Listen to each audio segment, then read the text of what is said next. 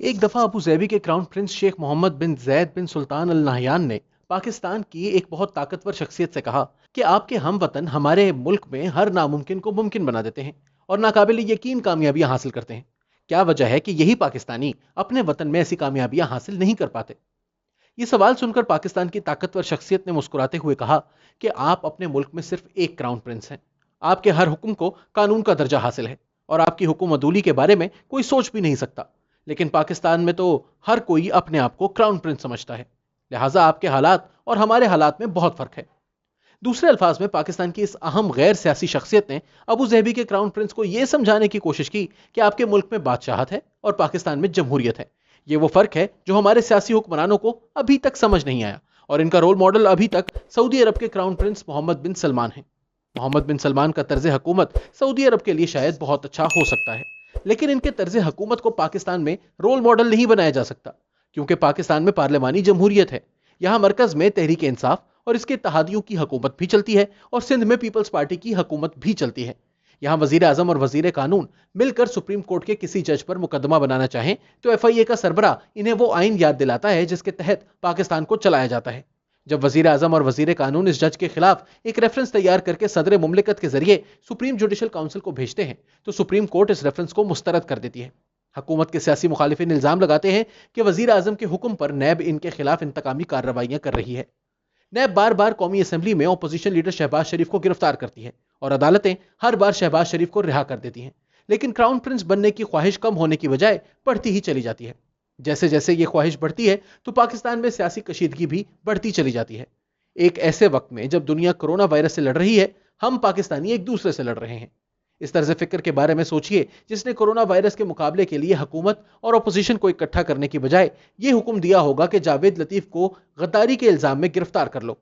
Media में जो भी हुकूमत पर खुलकर तनकीद करे उसे गिरफ्तार कराने की ख्वाहिश पाकिस्तान को आगे नहीं पीछे लेकर जाएगी। पाकिस्तान किसी क्राउन प्रिंस ने नहीं बनाया था, बल्कि एक सियासतदान कायद आजम मोहम्मद अली जिन्ना रहमतुल्लाह अलैह ने बनाया था। पाकिस्तान को सिर्फ और सिर्फ कायद आजम के तर्ज फिक्र के तहत चलाया जा सकता है।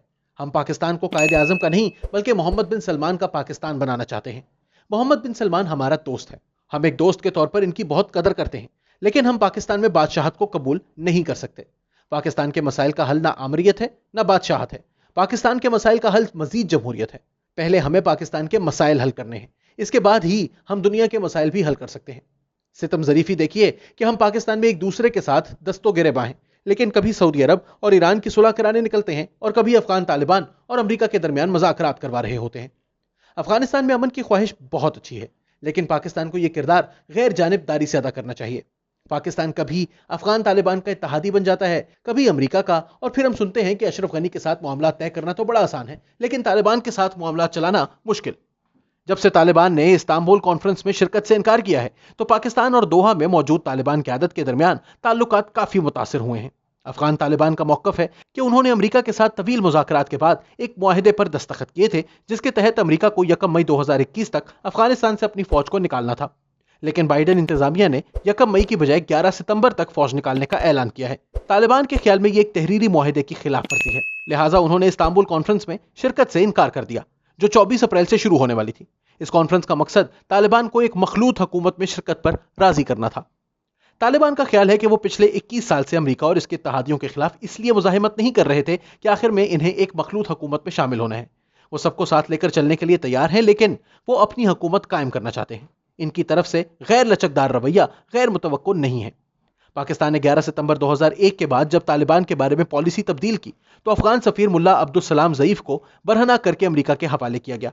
मुल्ला ज़ईफ ने कई साल अमेरिकी कैद में गुजारे और रिहाई के बाद एक किताब लिखी जिसमें कहा कि पाकिस्तान के ताकतवर इदारों पर कभी एतबार ना किया जाए।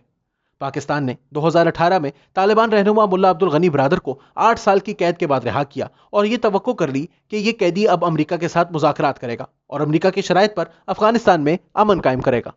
पाकिस्तान को तालिबान का गॉडफादर बनने से गुरेज करना चाहिए था। पाकिस्तान के अहले इख्तियार ना तालिबान के गॉडफादर बन सके और ना पाकिस्तानियों के क्राउन प्रिंस बन सके। अब तालिबान से कहा जा रहा है कि अमन मुज़ाकरात में वापस आओ वरना हमसे बुरा कोई ना होगा। वो जवाब में कहते हैं कि हम सुपर पावर की धमकियों में नहीं आए तो आपकी धमकी में भी नहीं आएंगे।